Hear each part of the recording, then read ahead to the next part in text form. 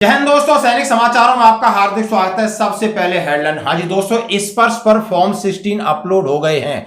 Form 16 को download करें, ITR अपना भरें और आईटीआर भरने के साथ साथ आपको रिफंड या उसमें आपको कंसेशन चाहिए तो बदला है नियम, क्या कौन कौन से डॉक्यूमेंट आपको सबमिट करने पड़ेंगे और उसका रिफंड कैसे होगा, तमाम चीजों को मैं आज कवर करूंगा। और दूसरी बात करूंगा 18 महीने डीए एरियर फिर जगी उम्मीद, कर्मचारी पेंशनर्स की मांग पर फाइनेंशियल एक्सप्रेस क्या कह रहा है, बड़ा अखबार है, बड़ा प्रिंट मीडिया, ये क्या कह रहा है। और रक्षा मंत्री जी ने जवानों को दिए 10 लाख रुपए का इनाम और देश की रक्षा अब इनके हाथों में। और दोस्तों सीपी ग्राम का करें इस्तेमाल। हाँ जी दोस्तों, पीआईबी रिपोर्ट दिखाऊंगा कि आप एक साल में, एक महीने में 1,24,101 शिकायतों का निवारण किया है।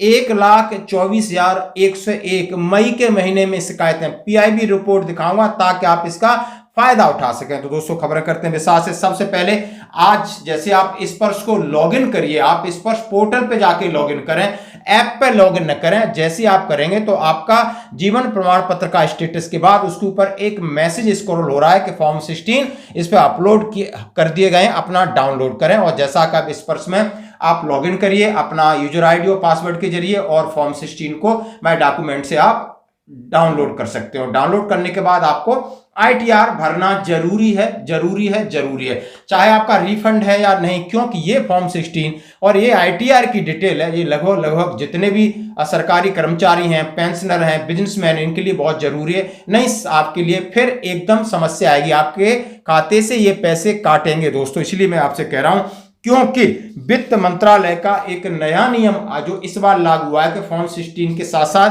क्या क्या चीजें बदली हैं। उन्होंने कहा है आईटीआर फिलिंग, आयकर विभाग ने फॉर्म 16 में किए अहम बदलाव, वेतनभोगी कर्मचारी आईटीआर दाखिल करने से पहले जरूर जानें। यह लिखा है कि आईटीआर विभाग ने फॉर्म 16 में कुछ बदलाव किए और बदलाव करने के बाद उन्होंने कहा 2024 और 25 के लिए आईटीआर दाखिल करने वाले वेतनभोगी व्यक्तियों पर असर पड़ेगा। और उन्होंने कहा इसकी फाइलिंग में पारदर्शिता और सटीकता बढ़ेगी।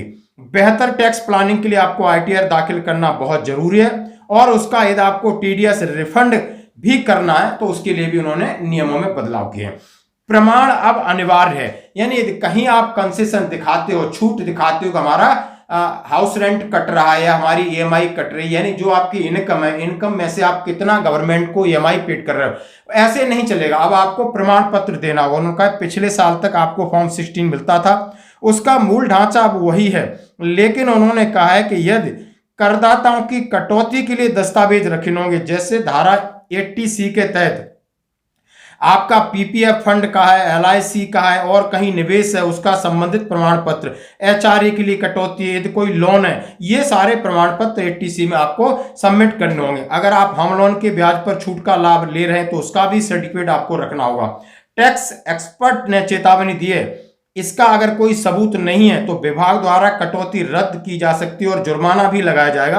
करदाताओं को सलाह दी जाती है वे इसकी डिजिटल और फिजिकल कॉपी संभाल कर रखें, नहीं तो जांच के दौरान आपको जुर्माना या अस्वीकृति का सामना करना पड़ सकता है। तो आप देख सकते हो नई चीजें ऐड कर दी, आपके पास रिसीप्ट तक चाहिए, आपने तमाम चीजें जो भी आपके खर्चे, जो आपका पैसा है जो बाहर जा रहा है, उसकी आपको एविडेंस चाहिए।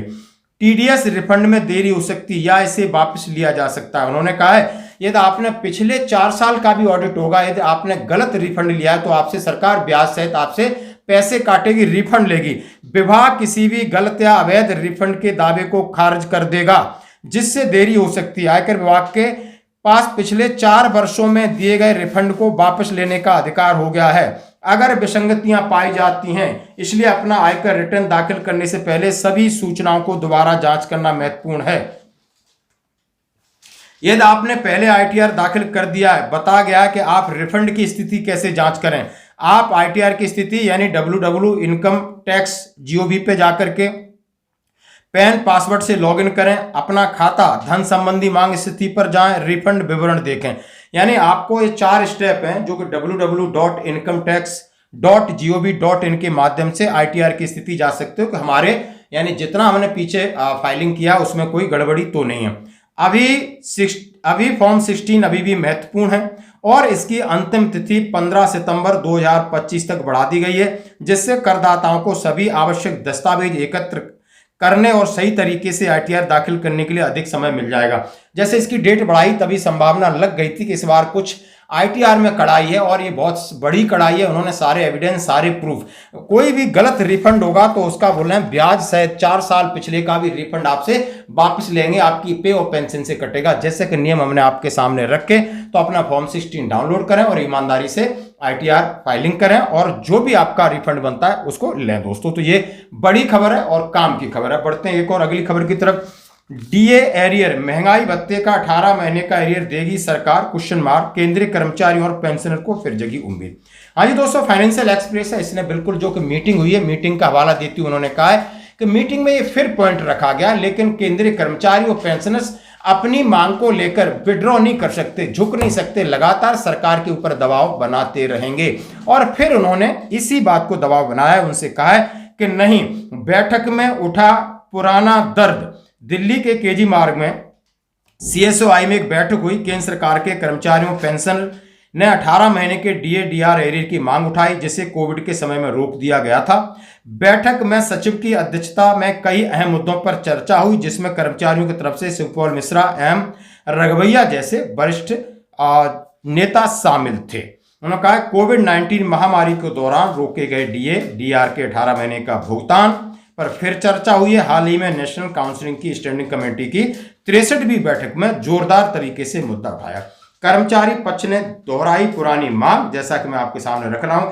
सरकार का रुख अब भी सख्त है, यानी सरकार अपने रुख पर अड़ी हुई है, कह रहे हैं कि हमारी स्थिति सामान्य नहीं हुई है। 8वें वेतन आयोग पर चर्चा हुई, इंश्योरेंस स्कीम का प्रस्ताव, DA एरियर को लेकर नाराजगी बरकरार। हालांकि बैठक में कई मुद्दों पर चर्चा हुई, लेकिन 18 महीने के DA एरियर को लेकर नाराजगी सबसे ज्यादा सामने आई। कर्मचारियों के संगठनों का कहना है कि सरकार को इस मामले में एक बार फिर मानवीय दृष्टिकोण अपनाना चाहिए और उस राशि को लौटाना चाहिए जो कर्मचारियों ने ईमानदारी से अपनी सेवा के बदले कमाई थी। हाँ दोस्तों, क्या आगे कुछ उम्मीद बची है? फिलहाल सरकार की तरफ से इस दिशा में कोई ठोस आश्वासन नहीं मिला है, लेकिन कर्मचारियों और पेंशनर्स की उम्मीद अभी बनी हुई। भी मानते हैं सरकार चाहे तो इस मुद्दे का समाधान निकाला जा सकता है। अगली किसी बड़ी घोषणा है बजट में, इस पर ध्यान दिया जाए। अब यही सबसे बड़ी उम्मीद है, जैसा कि दोस्तों हमने आपके सामने कवर किया, यानी ये मांग अभी भी जिंदा है, अभी भी पूरी तरीके से लोगों की मांग है कि नहीं ये उनकी पूरी की जाए दोस्तों। और बढ़ते हैं एक और अगली खबर की तरफ। CP ग्राम पर शिकायतों का अंबार, PIB रिपोर्ट जारी। आप PIB रिपोर्ट देख सकते हो। मई के महीने में मैं जैसे कि DOPPW, department of pension and pension welfare, CP ग्राम पे शिकायत कैसे करें, उनका मेल ID क्या है, उनका फोन नंबर क्या, लगातार मैं आपको लगभग सप्ताह में एक बार डालता हूं, ताकि आप लोगों के पास बहुत सारे ऑप्शन है अपनी शिकायत दर्ज करने का। CP ग्राम एक ऑप्शन है, आप समझ सकते हो। यदि आर्मी पर्सन है तो DIAV, directorate of Indian army veterans है। आपके पास रिकॉर्ड के सारे मेरे पास मोबाइल नंबर है। सीधी बात होती है, और बात होती है, उनका मेल है, मेल पे आपने डॉक्यूमेंट भेजिए, सीधी बात करिए। यानी आप अपने हक के लिए आपको जगना होगा, लड़ना होगा। जो भी रिसोर्सेस आपको नहीं मालूम है तो आप हमसे कांटेक्ट कर सकते हो। इसी कड़ी में CP ग्राम पर मैं ज्यादा जोर देता हूं कि 1,24,101 शिकायतों का निवारण किया है और 60,491 नए पंजीकृत हुए, यानी नए लोगों ने रजिस्ट्रेशन किया। तो आपको अपना रजिस्ट्रेशन कराइए। कॉमन सर्विस सेंटर हैं बहुत सारे, वहां पर इसकी सुविधा है। तो दोस्तों उनके मंत्री डॉक्टर जितेंद्र सिंह जैसे लगातार इस बात को कह रहे हैं कि इस महीने जितने सीनियर सिटीजन्स हैं, फैमिली पेंशन है, उनको घर बैठे ऐसी सुविधाएं दी जाएंगी। वहां से रजिस्टर करें, सीधे अपनी ग्रेवेंस फाइल करें और उन्हें उनका तत्काल निदान होगा। जैसा कि हमने दिखाया था कि कितनी बहुत सारे लोगों का फैमिली पेंशन का, एरियर का था, OROP का था, सर्कुलर 568 का था। तमाम हमने नायक लेस नायकों का ब्यौरा आपके सामने रखा था कि इस तरीके से समस्याएं सॉल्व होती हैं और इसका लगातार बड़ा बड़ा प्रोग्राम निकलता रहता। धन्यवाद दोस्तों। मैं बात करूंगा रक्षा मंत्री कि जवानों को सौगात। तो ये जवान कौन से? हमारे NCC कैडेट ने किया माउंट एवरेस्ट फतेह।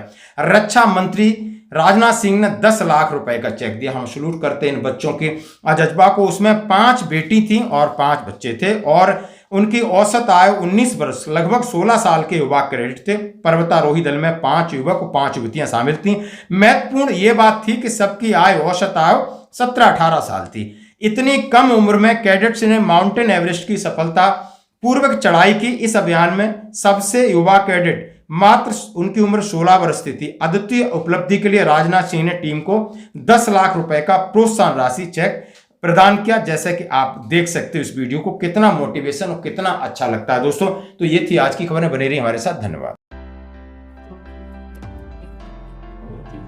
माउंट एवरेस्ट जो एक ऐसी पहाड़ है जहाँ पे चैलेंजेस तो होते हैं, तो वहाँ पे ऐसी जगह, ऐसी लोकेशंस थी जहाँ पे हौसला डगमगा रहा था।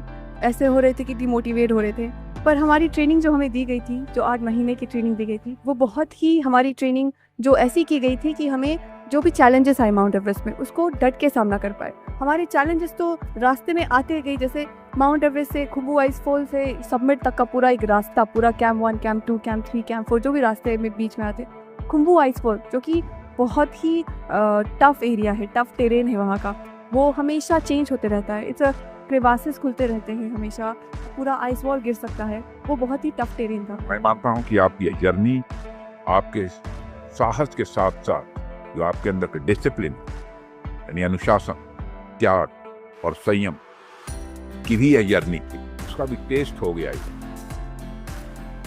और उसमें आपने कामयाबी हासिल की है। और मैं मानता हूँ बच्चों कि आप सब देश के सारे जितने भी बच्चे हैं उन सब के लिए एक सोर्स ऑफ इंस्पिरेशन है, आप एक प्रेरणा के स्रोत हैं, मेरी ऐसी मानता है। और आप सभी ने पूरे भारत के बच्चों को यह संदेश दिया है अपने इस एक्सपीडिशन के माध्यम से कि घरों की चारदीवारी ही नहीं बल्कि हिमालय की ऊंचाइयां भी आपकी सीमा नहीं है, जरूरत पड़ी तो उसके ऊपर भी आप जा सकते हैं।